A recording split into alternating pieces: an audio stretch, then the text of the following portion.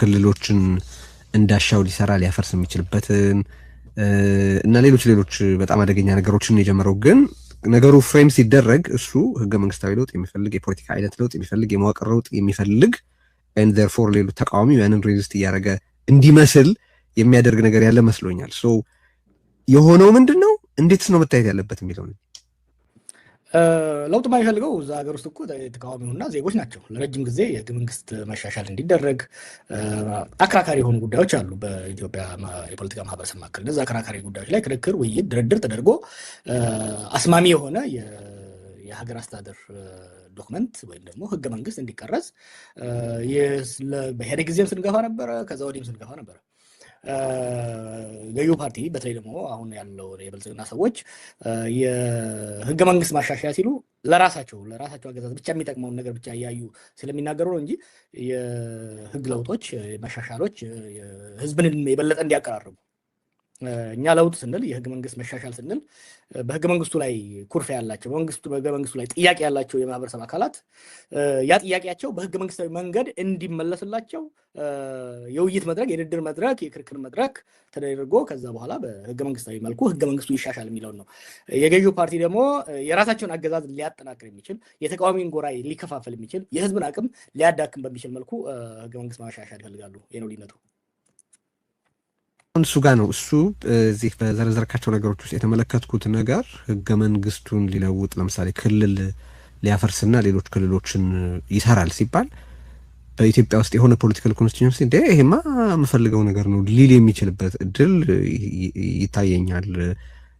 እና እያደረገ ያለው ምንድን ነው ማለት ለዛ ነው። ለምሳሌ ህገ መንግስት ሊለውጥ ነው ሲባል ቅድም ያልከው በተለያየ አቅጣጫ ኮርፍ ያላቸው ሰዎች ይሄማ ከመጣ ጥሩ ላይሆን አይቀርም የማለት ነገር ሊኖር ይችላል። ወይ ኦሮሚያ ክልል ኦር ሌሎች በብሔር ላይ ተመስርተው የተዋቀሩ ክልሎች ሊፈርሱ ነው ሲባል አዚፍ የሆነ የሚረባ ፖለቲካ አጀንዳ ያለው የሚያስመስለው ይመስለኛል።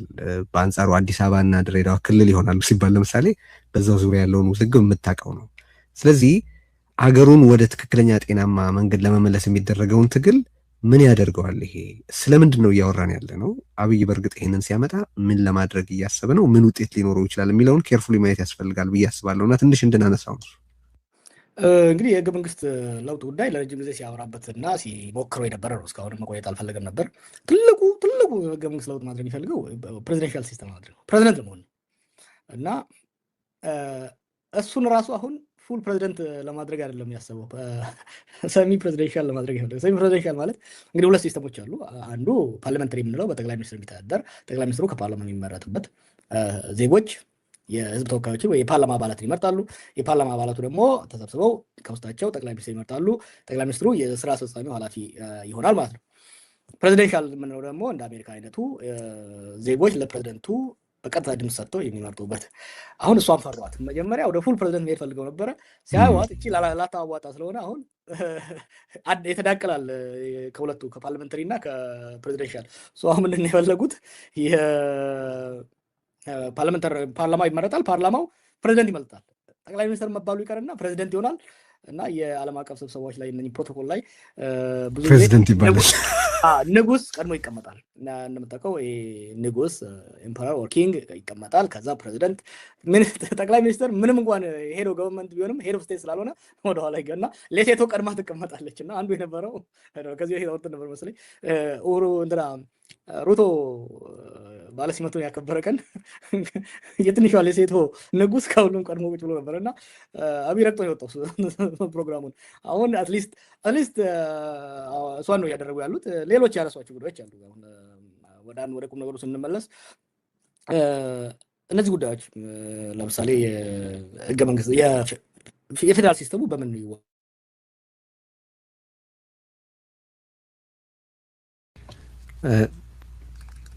የሰማሁ አይደለም ጆር ሜቢ ኦኬ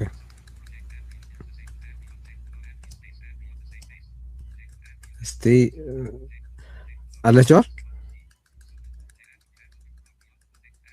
ወላ አውጣኝ። እሺ መቀጠል ትችላለህ። ወደ ዋናው ቁም ነገር ስንመለስ አከራካሪ የሆኑ በኢትዮጵያ ፖለቲካ ማህበረሰብ መካከል አከራካሪ የሆኑ ህገ መንግስቱ ሊፈቱ ህገ መንግስታዊ መንገድ ህገ መንግስቱ ሊፈታቸው የሚገባው ጉዳዮች አሉ። ለምሳሌ ፌዴራሊዝማችን ምን ይሆን ነው ለረጅም ጊዜ ክርክር ነው። በብሔር ላይ ያለ ፌዴራሊዝም ትክክል አይደለም፣ በጂኦግራፊ መሆን አለበት፣ በሌላ አደራዊ መሆን አለበት፣ አይ ብሔሮች ታግለው ነው ያመጡት የሚለው ክርክር አለ። ይሄ ክርክር በህገ መንግስት መፈታቱ ምንም ችግር የለውም። ግን አሁን እነሱ እያደረጉ ያሉት ምንድን ነው?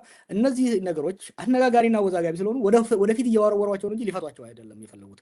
ዛሬ ክልሎችን ብታፈርስ ያለ ህዝቦች ውይይት፣ ድርድር፣ ክርክር እና መጨረሻ ላይ ስምምነት ህገ መንግስታዊ በሆነ መንገድ ስንል ምንድን ነው? ህገ መንግስታዊ ስንል ህዝብ ውይይት ያስፈልጋል።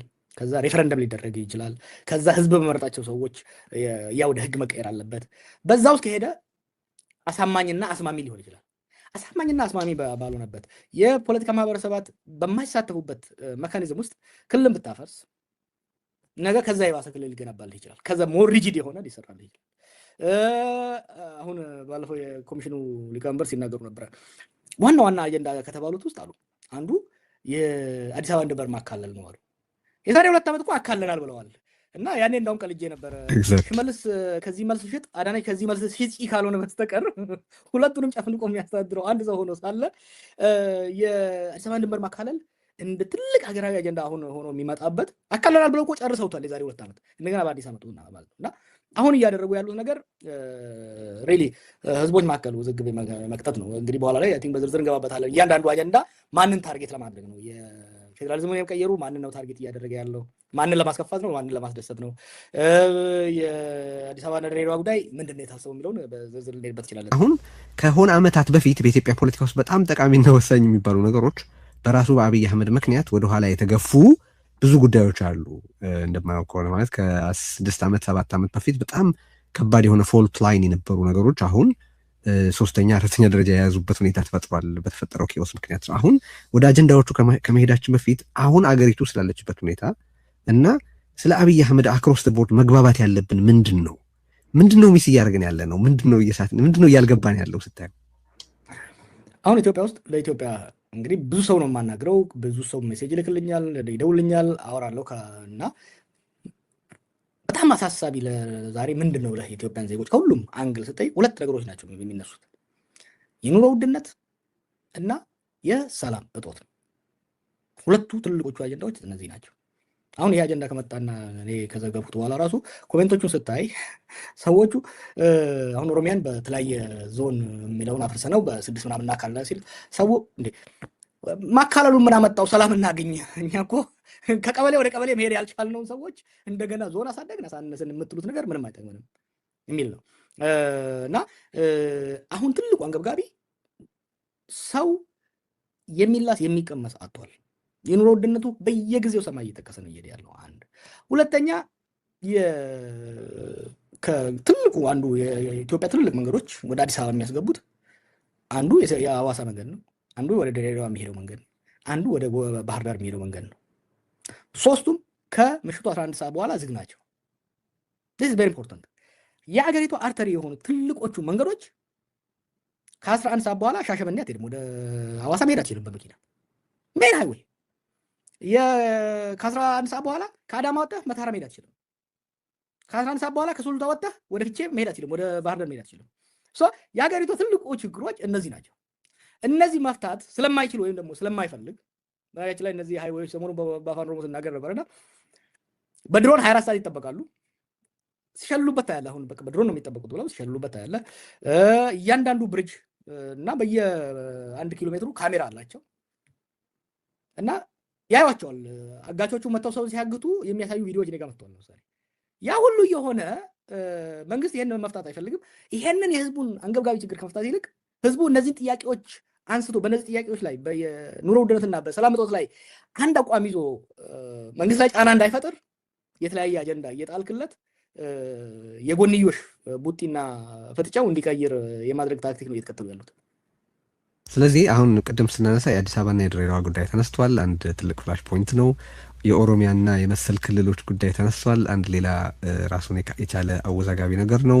በፕሬዚደንሻል ሲስተም ኦር ሴሚ ፕሬዚደንሻል ያሉት ስርዓትን የመፍጠር ሙከራ እሱ ያው የተለወጠ አስመስሎ ግን ቁጥጥር ሳያጡ የለውጥ ተውኔት የመስራት ነገር ነው ሊባል ይችላል። አሁን ባለው ፖለቲካ ውስጥ አብይ በእጅጉ የማይፈልገው እንደማያው የየትኛውን ፖለቲካ ልሂቃን መቀራረብ መነጋገርና የጋራ መፍትሄ ለማግኘት መሞከር ነው። ይሄ አጀንዳ የትኞቹን ቡድኖች እንዴት ባለ መልኩ ለመሰንጠቅ ነው እየሞከረ ያለው የሚለውን ማየት የሚያስፈልግ ይመስለኛል። አይ ቲንክ እሱ አጀንዳዎቹንም በተቻለ መጠን ለማንሳት የሚረዳ ነው ብዬ ስላስብኩ ነው። የትኛውን ኢላማ ያደረገ ነው? ሁሉንም ማለት ትችላለህ። የሎካል ስትራቴጂ፣ ክልላዊ ስትራቴጂ አለው፣ ዞናዊ ስትራቴጂ፣ ወረዳዊ ስትራቴጂ አለው። በታክቲክ በማህበረሰቡ በየትኛውም ደረጃ ስምምነት እንዳይኖረው በጎጥ እንዲቧቀስ ነው የሚፈለገው። በሀገራዊ ደረጃ ከያዝን ሶስቱን ዋናዎቹ የመቀራረብ እድል ፈጽሞ እንዳይኖራቸው አማራ፣ ኦሮሞና ትግሬ ምንም አይነት ውይይት እንዳይኖረው ይፈልጋል። ምንም አይነት ኮመን አጀንዳ እንዳይኖረው ይፈልጋል። ይሄ ወልቃይት ዌስት ትግራይ ጉዳይ ሁሌ ተነስቶ የሚመጣበት ምክንያት አሁን በነገራችን ላይ በአማራና በኦሮሚያ መካከል ሌላ ወልቃይት ፈጥረዋል። እዚህ ጊዳ አያና አካባቢ እዚህ ወለጋና ጎጃም ድንበር ላይ ከፍተኛ የህዝብ ፍጅት ፈጽመው መጀመሪያ ላይ እነሱ ያስታጠቁት በኦሮሞ ስም የሚንቀሳቀስ ታጣቂ አማራ ሲፈጅ ነበር። አሁን ደግሞ እነሱ ያስታጠቁት የራሳቸው ፋኖ አለ ኦሮሞ ነው የሚፈጅ። እዛ ጋር አሁን ህዝቡ በየጊዜው የሚጋጭበት ኦሮሞና አማራ መወያየት የጀመረ ቀን በሙሉ የሚመዟት ካርድ ፈጥረዋል ማለት ነው። ልክ በትግራይና በአማራ መካከል እዛ እንዳደረጉት። ሌሎቹ ደግሞ ለምሳሌ የአዲስ አበባን ጉዳይ ፒክ ያደርጋሉ። ኦሮሞን አማራን ለማጋጨት፣ ድሬዳዋን ሶማሌና ኦሮሞን ለማጋጨት የሚጠቀሙበት አጀንዳ ናቸው። ሰው እነዚህ ሁሉ አጀንዳዎች በአገዛዙ ዘንድ ለአገዛዙ የሚመች ፍሬ እንዳያፈሩ ለማድረግ ምን መደረግ እንዳለበት ማንሳት የሚያስፈልግ ይመስለኛል። እዚህ ጋር ግን እኔ አሁን አንተን ከዚህ በፊት የምጠይቀህ ጥያቄዎች አሉ። እንዴት አድርጎ ነው የዚህ የስቴት ቫዮለንስ እና የብልጽግና መረዳትን በተመለከተ ማለት ነው። አሁን ቅድም ያነሳነው ነገር አለ። በወረዳ በጎጥ በወረዳ በዞን በክልልና በአጠቃላይ በህብረተሰብ መካከል ምንም አይነት መነጋገር መግባባት እንዳይኖር የማድረግ ሀሳብ። አሁን እኔ አብይ በድሮን የሚጠበቅ መንገድ አጋቾቹ እየታወቁ ይሄ ኬዎስ እንዲቀጥል የመፍቀድን የኃይል መረዳት ምንድን ነው የምትለው ነው የምልህ። ማለት ኦኬ ከኬዎስ የማትረፍ ብቻ ተብሎ የሚገለጥ ነው?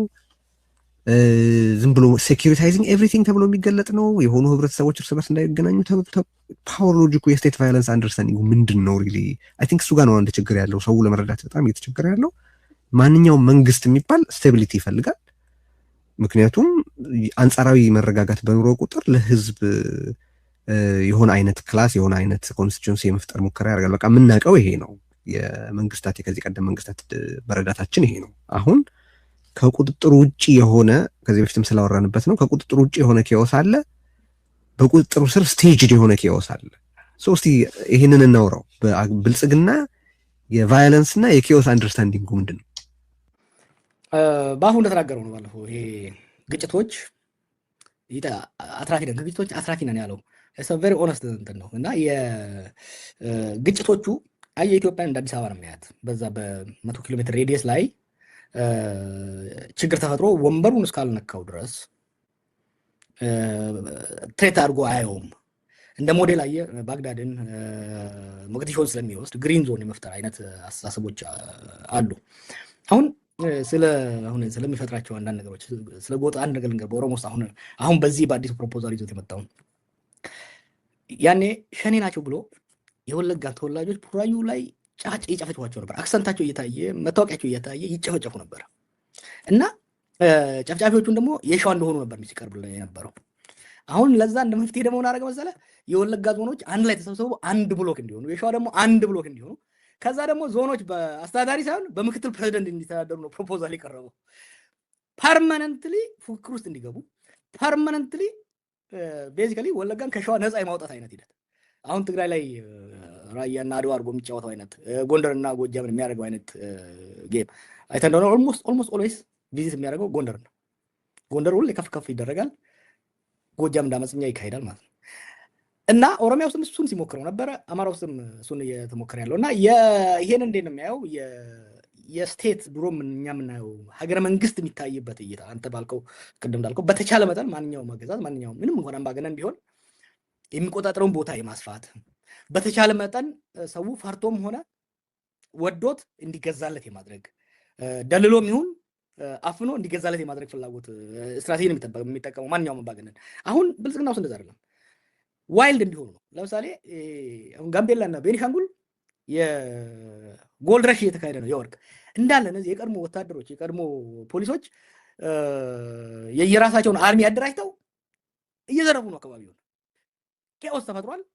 እነዚህ ሰዎች እነዚህ የቀድሞ ጀነራሎችና አሁን አክቲቭ የሆኑትም ጀነራሎችና ፖሊሶች እዛ እርስ በርሳቸው የተፎካከሩ እየተገዳደሉ ምን እያደረጉም ቢሆን እሱን መገልበጥ እንዳያስቡ እንደ አንቲኩ ይጠቀምበታል ማለት እና ኬኦስን እንደ የሪጅም ሰርቫይቫል የአገዛዝ እድሜ ማስረዘሚያ መካኒዝም ነው እየተጠቀሙበት ያለው። ይሄ ገምር ነው ችግሩ። እውነትም ለጊዜውም ቢሆን የስርዓትን እድሜ ለማስረዘም ሊረዳ ይችል ይሆናል።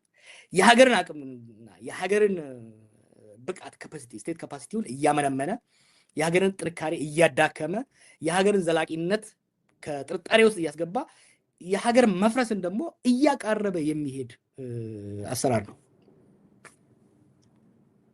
ብዙ የጻፍክበት የዚህ የኢመደበኛ አደረጃጀት ጉዳይ ነበር። አሁንም በስፋት አሁን ያነሳውም ነጥብ ከዛ ጋር የሚተሳሰር ነገር ነውና እነዛ የኢመደበኛ አደረጃጀቶች ከጻፍክ በኋላ ምን ሆኑ? ማለት ኤኒ ለውጥ አለ? የስልት ለውጥ፣ የታክቲክ ለውጥ፣ የአስተሳሰብ ለውጥ እንደማያደርግ ግልጽ ስለሆነ ብዬ ነው።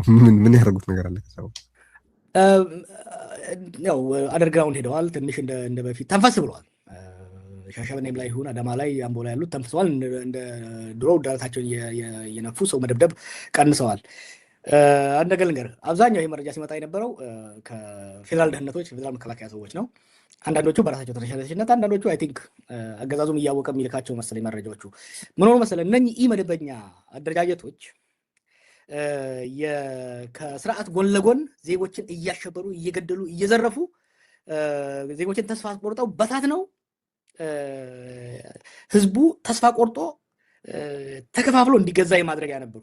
ግን ምን ሆኑ መሰለህ እነዚህ ኢመደበኛ አደረጃጀቶች ወደ ማፊያ ደረጃ አደጉና ስቴት ካፕቸር ማድረግ መጡ። ከመደበኛው የመንግስትን የሴኩሪቲ መዋቅር እንዲያግዙ ነበር የተደራጁት። ተፎካካሪ ሆነው መጡ። ጀነራሎችን መደብደብ፣ ደህንነቶችን አፍኖ ለምሳሌ ምርመራ የሚያካሂዱ ፌደራል ፖሊሶች ይሁን የደህንነት ሰዎችን ወጣ ሲሉ ቡራዩ ላይ አፍኖ የመግደል የማጥፋት የማሰር መጣና የአገዛዙን ፎርማል ኢንስቲትዩሽን መፎካከርና ቻሌንጅ ማድረግ ሲጀምሩ በቀጥታ እርምጃ እንዳይወስዱባቸው ፈሯቸው። በጣም ከስቴት ካፓሲቲው የበለጠ አቅም በተለይ የኢኮኖሚ አቅም ስለገነቡ ፈሯቸውና እንዲጋለጡላቸው ፈልገው ነው ብዙዎቹ ወደ እኔ ሲልኩ የነበሩት። እኔ ደግሞ እሱን እያወቁት ነው የማጋልጠው። ምክንያቱም አትሊስት እርስ በርሳቸው ተደቋቁሰው ህዝቡ ለጊዜውም ቢሆን ትንሽ ተንፈስ እንዲል በማሰብ ነው። ተንፈስ ብለዋል፣ አንደርግራውንድ ሆነዋል። እንደ ድሮ አሁን ግድያ ቀንሷል፣ አፈናም ቀንሷል። አትሊስት በከተሞቹ ውስጥ በተወሰነ ደረጃ መቀነስ ችሏል እና ዘላቂ ለውጥ የለም። ጊዜያዊ እስትንፋስ ለጊዜያዊ ሰው ትንሽ አረፍ ማለት ችሏል። ኦኬ፣ ወደ ሌሎች ጉዳዮች ከመሄዳችን በፊት አሁን አብይ ሊወረውር ባሰበው አጀንዳ በኩል የተለያዩ የህብረተሰብ ልሂቃንና የፖለቲካ ኃይሎች ምን እንዲያደርጉና ምን ከማድረግ እንዲጠነቀቁ ይገባል ትላል?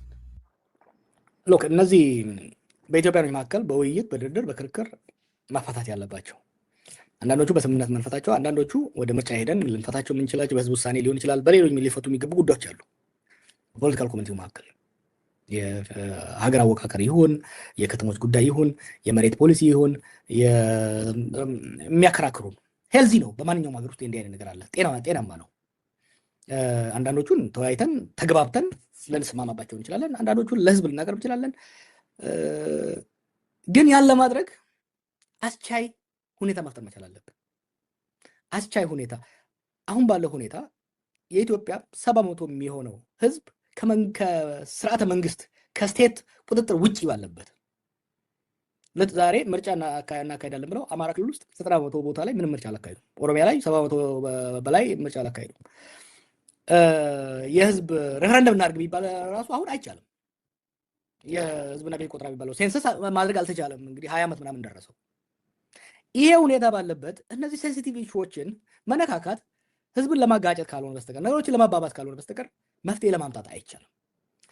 መረባረብ ያለብን ጦርነቶች እንዲቆሙ፣ ህዝቡ ሰላም እንዲያገኝ፣ በጦርነት እየወደመ ያለው ኢኮኖሚ እንዲያጋግምና ዜጎች ቢያንስ 3 የመብላት የሚያስችላቸው የገቢ አቅም እንዲገነቡ ማድረግ ከቻል ከዛ በኋላ እነዚህ ሴንሲቲቭ ጉዳዮች በድርድርም በውይይትም መፍታት እንችላለን እና ሊቃን ማድረግ ያለባቸው እነዚህ ጉዳዮች ሲመጡ ኢግኖር ማድረግ አይደለም፣ ተቀብሎ በስርዓቱ ኪስ ውስጥ እንዲፈነዱ ማድረግ እንጂ ህዝብ መካከል እንዳይፈነዱ መከላከል አስፈላጊ ነው።